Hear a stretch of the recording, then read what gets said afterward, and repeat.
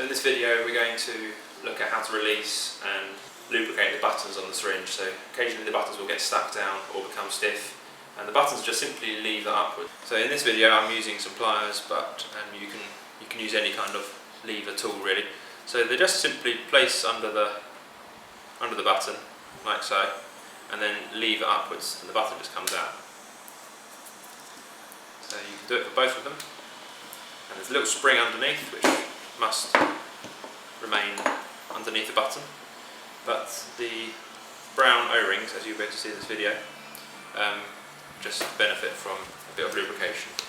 It's good practice to apply some lubricant, and it's important it's silicone based lubricant, not oil based, to the O-rings, and that keeps them moving freely.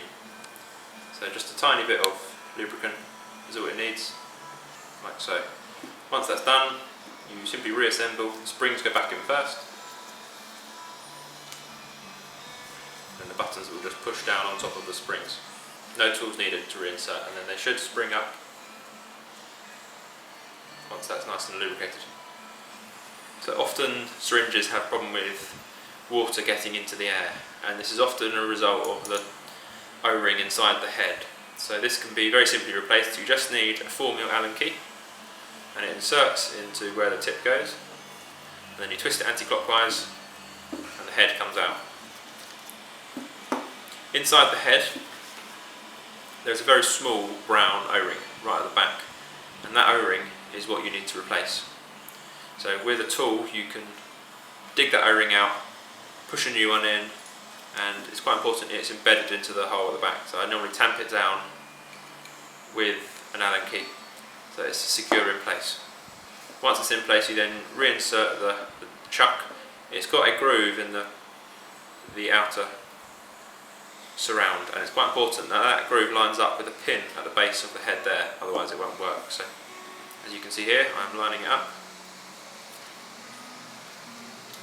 like that, and then screw this back in.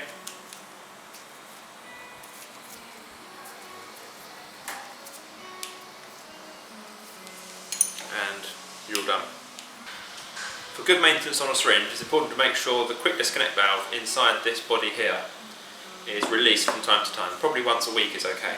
It's quite simple. You grip the syringe here and here, and you twist counterclockwise, and then you pull, and the valve will come out from inside like so.